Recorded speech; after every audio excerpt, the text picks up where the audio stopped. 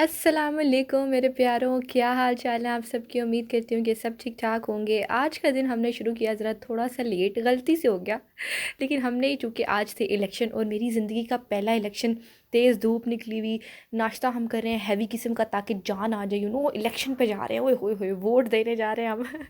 ज़िंदगी का पहला वोट डालने जा रहे हैं, तो थोड़ी ताकत शाकत देने के लिए हमने कहा चलो गोभी वाले पराठे के साथ शुरुआत करते हैं दिन की। तो जनाब, अब मेरी फ़ैमिली का आप स्पिरिट देखेंगे। मेरी बहनों का जो है ना, वो उनके मायके में था जो है ना पोलिंग स्टेशन, तो वो बेचारियाँ आईं कराने के लिए। तो ये देख लें आप लोग कितना ज़रूरी हम समझते हैं वोट डालना, और इतना ही ज़रूरी आप लोगों को भी समझना चाहिए। तो जनाब, हमने ज़रा दिन थोड़ा सा शुरू करते करते लेट ही हो गया, पर हमने कहा चलो नाश्ता वगैरह करके जाते हैं। कोई मसले वाली बात नहीं, क्योंकि मेरा जो पोलिंग स्टेशन था वो करीब ही था। इतना कोई ख़ास मसला नहीं था कि लेट जाते तो कुछ हो जाता। लेकिन फिर भी बहरहाल हम 1-2 बजे पहुँच गए थे। अच्छी बात ये हुई कि मैंने इंस्टाग्राम पे पहले ही पढ़ लिया कि आप जो है ना अपना ये सारा पर्ची खुद बना के जाएँ, ब्लॉक नंबर, सिलसिला नंबर वगैरह। तो मैं ये लेकर गई, तो इस वजह से टाइम की थोड़ी बचत हो गई। यहाँ पे जनाब मैंने अपना वोट डाल दिया था। इतनी गंदी इंक डाली उसने, मतलब मैं पिक्चर लगाते हुए भी सोच रही थी कि क्या किस किस्म की इंक लगाई हुई है उसने, वो जो वहाँ की पोलिंग स्टेशन वाली थी। लेकिन खैर, जो मेरा एक्सपीरियंस रहा वो तो मैं आगे आप लोगों को एक्सप्लेन कर दूँगी। आगे पूरी मैंने एक वीडियो बनाई है, वो आगे आ रही है। तो इस तरह से मेरा रहा। हम लोग ऑलमोस्ट 15-20 मिनट में वापस आ गए थे। इतना कोई इशू हमें नहीं हुआ, लेकिन मैंने अपना वोट इस्तेमाल किया। मेरा पहला पहला वोट था ये, जो मैं डाल कर आई। बहुत खुशी हुई मुझे। अच्छा जी, तो स्टार्ट करते हैं मेरी पहली वोट की कहानी को। जो हमारा पोलिंग स्टेशन था ना, वो वॉकिंग डिस्टेंस पे था, बहुत ही करीब था। मतलब 5 मिनट लगे थे हमें वहाँ पहुँचने में। तो जनाब, जब हम अपने सेंटर में पहुँचे ना, तो आपको पता है कि वुमेन का अलग होता है और मेन का अलग होता है, ऐसे ही है ना। तो जो हमारा वुमेन वाला था ना, ये मतलब सेंटर तो काफ़ी बड़ा था, लेकिन हम जब अंदर गए तो इतनी लंबी लाइन लगी हुई थी, औरतों की बहुत लंबी लाइन थी। तो हमारे लिए अच्छा ये हो गया कि हम लोग पहले ही अपनी पर्ची बना के गए हुए थे, जिसके ऊपर सारा मैंने भी आप लोगों को दिखाया, ब्लॉक नंबर, घराना नंबर, सारा कुछ हम लिख के गए हुए थे। तो हमें उस प्रोसीजर में टाइम नहीं लगा, वो काम चलो जल्दी हो गया। तो बहरहाल इतनी लंबी लाइन लगी हुई थी ना औरतों की, तो हम भी उस लाइन में लग गए फिर। तो अच्छा, पहले क्या होता था ना कि हर अलग अलग कमरे बनते होते थे। लास्ट इलेक्शन में मैंने तो अटेंड नहीं किया, लेकिन मैंने सुना जो लोगों से, वहाँ पे जो औरतें मतलब लड़ रही थी ऑलमोस्ट गुस्से में, उन्होंने मुझे बताया कि पहले क्या होता था कि हर ब्लॉक नंबर का अलग कमरा बनता था। यानी एक, अगर 102 सपोज कर लेते हैं हम कि 102 का अलग कमरा है, एंड वाले नंबर नहीं होते जो, वो वाला 103 का अलहदा कमरा है, इस तरह से ना। तो इस तरह की सिचुएशन थी, तो हर कोई वहाँ पे खड़ा हो जाता था। अब यहाँ पे क्या था, सिर्फ अंदर जब हम गए, अल्लाह माफ़ी, सिर्फ एक कमरा था, ठीक है, एक था। और इसके बाहर इतनी लंबी लाइन थी कि मैं आप लोगों को क्या बताऊँ। खैर, हम लोग का 102 था ना एंड पे, तो उन्होंने कहा कि 102 वाली जो है ना, वो लाइन में लग जाए। इधर एक एक लाइन ये थी, एक लाइन, तो सिर्फ एक कमरा था। उस एक कमरे के अंदर जो है ना, एक इस साइड पे पोलिंग हो रही थी, एक इस साइड पे पोलिंग हो रही थी, बस। यानी कि एक बॉक्स इधर था, एक इधर था, एक इधर था, 3 बॉक्स थे टोटल।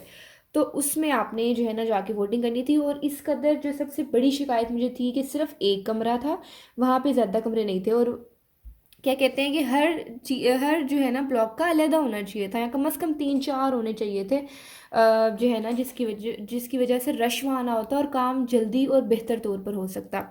जब फिर मैं अंदर गई, पहले खैर लाइन में खड़े रहे, कितना खवार हुए हम। वहाँ पे एक औरत को अच्छा खासा गुस्सा भी चढ़ गया। तो वो कहने लगी कि ये क्या तरीका है, हम इसको सोशल मीडिया में बताएंगे कि इतना स्लो आप प्रोसीजर करा रहे हो। हम 2 बजे गए, जैसे मैंने बताया ना कि हम 2 बजे गए थे, और वहाँ पे कोई सूरत हाल नहीं थी कि ये लोग पूरे हो पाएंगे। मेरी एक आंटी से कल मुलाकात हुई, मेरे रिश्तेदार, जो मुझे बता रही थी कि वो ऑलमोस्ट 5 बजे के करीब करीब गई, और इतना ज़्यादा रश था अभी भी औरतों का ना, मतलब कि लोग पूरे नहीं हुए। इतनी सुस्ती से काम किया गया कि लोग पूरे ही नहीं हुए। सब लोग अपना वोट नहीं डाल सके। इसमें थोड़ा बहुत लोगों का भी कसूर है कि वो इतनी लेट गए क्यों, लेकिन ज़्यादा कसूर उनका है, पोलिंग जो मैनेजमेंट थी, कि उन्होंने सिर्फ इतनी थोड़ी बनाए हुए थे, अमला इतना थोड़ा था कि वो मैनेज ही नहीं हो पाया उनसे। हालांकि वो जानते थे कि कितने ज़्यादा लोग इस इलाके के हैं जो यहाँ वोट डालने आएंगे, तो उस हिसाब से उनको सारा मैनेजमेंट करनी चाहिए थी ना।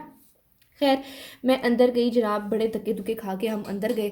तो वहाँ पे जो है ना मैंने अपना फॉर्म फिल किया, अपने वो किए, सारा अपना जो है ना थंब लगाया, अब तो मिट गया है। फिर उसके बाद मैं अब अंदर जब मैं गई ना, वो अब सबसे बड़ी शिकायत मुझे क्या थी कि जो मेरा स्टैम्प था ना, जो मैंने अपने वोट के ऊपर लगाना था अपने कैंडिडेट के ऊपर, आप यकीन नहीं करेंगे उसकी इंक ही नहीं थी। मतलब कि वो हो सकता है कि किसी को पहचान में भी ना आता कि ये लगा हुआ है, इतनी उसकी लाइट इंक थी, इतनी लाइट इंक थी। मैंने जब मैंने एक पेपर पे तो लगा लिया, जब दूसरे पेपर की बारी मैंने कहा आप इसको दोबारा समझे। अब जो मैं अंदर गई हुई हूँ ना पोलिंग वोट डालने, और बाहर वो औरत बैठी हुई है, तो उसके पास थी वो जो जिस पे हम थंब नहीं लगाते, वो इंक थी, वो थी उसके पास ना। तो मैंने उससे कहा कि आप वो उसके अंदर आपने जो है ना वो उसके अंदर से ही वो करके दे रही थी, उस पर निशान लगा के उसकी इंक यूज़ कर रही थी। तो मैंने कहा आप इसको दोबारा मुझे लगा के दें, और फिर मैंने लगाया, लेकिन फिर भी वो इतना घटिया किस्म का था कि पता ही नहीं चल रहा था कि वोट लगा हुआ है। लेकिन बहरहाल मैंने काफ़ी ज़ोर से उसको लगाया कि कम से कम निशानदही हो जाए कि भाई ये मैं वोट लगा हुआ है। खैर, अब सबसे बड़ी ज़्यादती जो यहाँ पे हुई वो मैं आपको बताती हूँ।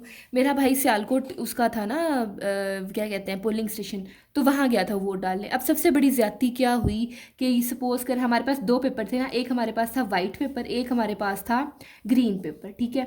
अब इस पे चलो सपोज़ कर लेते हैं, जैसे उसने रेहाना रेहाना बीबी का था, तो सपोज़ कर ले कि ये वो कैंडिडेट है, ठीक है। ये दो कैंडिडेट हैं यहाँ पे जिस जो हमने सेलेक्ट किए हैं कि हम इनको वोट देंगे, ठीक है। आप सपोज कर लें कि मैंने एक सोचा है मैंने कि चलो कोई भी कर लेता है, सपोज कर लें कि मैंने माइक को इधर से देना है वोट, और इधर से मैंने देना है वोट रेडियो को, ठीक है। ये हम सपोज कर लेते हैं ना, वाह क्या रेडियो बना है तो ये सपोज कर लेते हैं। अब इसके नीचे सपोज कर लें कि ये अली का है, और ये सपोज कर लें कि आप अनवर का है, एम ही कह रही हूँ मैं, ये वो असल में थे नहीं। तो अब वाइट पेपर पे मुझे पता है कि मैंने अली को वोट देना है, ग्रीन पे मुझे पता है कि मैंने अनवर को देना है। अब क्या किया हुआ था इन्होंने सीन कि इधर भी रेडियो था, और साथ में इधर भी अनवर ही था, वही सेम कैंडिडेट इधर भी था, इधर भी माइक था और इधर भी साथ वही कैंडिडेट था। मीन्स के सेम सेम वो वाला जो है कैंडिडेट, वो यहाँ कैसे लड़ सकता, आप मुझे बताएं। तो इस तरह से बेईमानी की हुई थी, बहुत बड़ी ज्यादती है। कई लोग मेरे जैसे भी सपोज कर लें जिनको याद नहीं रहा कि वाइट और ग्रीन में से कि हमारा जैसे एनपी था या पीपी जो होते जो हमारे थे, तो उसमें से मैंने इसमें से माइक को देना था या इसमें से माइक को देना था, अब गलती तो हो गई ना। तो ये बहुत बड़ी ज्यादती थी कि दोनों कैंडिडेट दोनों पेपर पे थे, वही नाम था, वही उनका जो था क्या कहते हैं कि इंतखाबी निशान भी था, जो कि बहुत बड़ी ज्यादती हुई कि दोनों पे जो है ना इन्होंने किया ये। तो इस तरह से कंफ्यूज करके बहुत सारे वोट्स आया होंगे, आई एम 100% श्योर। बल्कि मैं इंस्टाग्राम पे देख भी रही थी, तो उनके अब्बा जो है ना वो लड़ रहे थे, तो उनके ऑलमोस्ट 3,000 वोट्स इसी तरह ज़ाया हो गए कि लोगों को पता ही नहीं चला। हमारे भी एक आगे औरत थी, तो पूछ रही थी भाई कि पीटीआई का निशान क्या है, तो हमने उसको बताया कि ये है। अब देखिए ना, इस टाइम पे जब वो पूछ के जा रही है अंदर, तो 100% चांस है कि वो गलत करेगी, जाहिर सी बात है, क्योंकि लोगों को पता ही नहीं था कि उनको उन्होंने किस निशान पर जो है ना जाना है। तो पहले पहले मैं समझती होती थी यार कि बल्ला ही छीन लिया ना, क्या ही फ़र्क पड़ेगा, लेकिन बहुत फ़र्क पड़ा है। जो मैंने अपनी आंखों से जाके जब देखा ना, मैंने कहा हाँ यार बहुत फ़र्क पड़ा। उसके बाद उन्होंने मुझे ये इंक लगा दी, ये देखो मेरे नाखून के अंदर ही घुसा दी है सारी लेकिन खैर, इस तरह का जो था ना ये सारा सीन था। 2 दिन हो गए हैं जनाब इस बात को, और अभी तक जो है वो कोई भी रिज़ल्ट नहीं आया, अभी भी पूरा रिज़ल्ट नहीं आया। जो आया है वो कॉन्फ्लिक्ट का जो है ना निशाना बना हुआ है। और आप लोगों को पता ही है, जो नू लिगी हैं, चाहे जो पीपीपी के हैं, चाहे पीटीआई के हैं, सब जानते हैं कि रिज़ल्ट क्या आया है। लेकिन आपको पता ही है कि आपको पता ही है जो मुझे पता है हम सबको पता है कि क्या हो रहा है, क्या सीन चल रहे हैं। अभी इलेक्शन रहते थे, हम लोगों को तो लगा कि हम वोट दे के वापस आ गए, लेकिन अभी इलेक्शन रहते होते थे, अभी हो रहे थे इलेक्शन, अगले दिन भी चले इलेक्शन।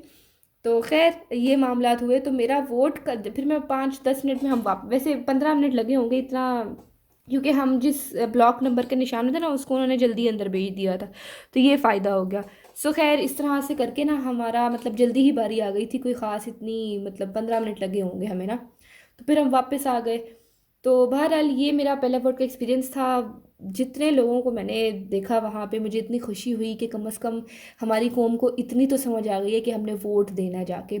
आपने नो मैटर, आपने नून लीग को दिया है, आपने पीपल्स पार्टी को दिया है, या आपने चलो फजलुल रहमान की ही पार्टी को ही दे दिया है, लेकिन आपने वोट दिया है, ये आपने अपनी ज़िम्मेदारी निभाई है। I am so proud of my nation. मैं यकीन करें इस बार बड़ी खुश हुई हूँ। मुझे नहीं लगता था कि ये कौम कभी किसी चीज़ पे मुत्तहिद भी हो सकती है, लेकिन इंडिया का आप देखें ना कि इंडिया के एंकर जो है वो हमारी तारीफ़ कर रहे हैं। इंडिया के लोग हमारी दुनिया भर तारीफ़ हो रही है कि किस तरह पाकिस्तानी कौम जो है ना वो अपने हक़ के लिए लड़ी है, अपने हक़ के लिए निकली है। कि एक कानूनी तरीका था जिसको हमने बड़े अच्छे तरीके से इस्तेमाल किया। वो अलग बात है कि अब आगे जो जो चीज़ें हो रही हैं, मैं समझती हूँ कि अल्लाह ताला जो है ना वो सबसे बड़ी पावर ऊपर बैठी हुई है, और वो जिस तरह चाहेगी ना वो करती जाएगी। तो हमने तो अपना काम कर लिया, आगे अल्लाह ताला पे मामलात हैं। अल्लाह करे कि वो हक़ को सामने ले, अल्लाह ताला जो है ना वो हक़ को कामयाब करे और बातिल को नाकाम करे।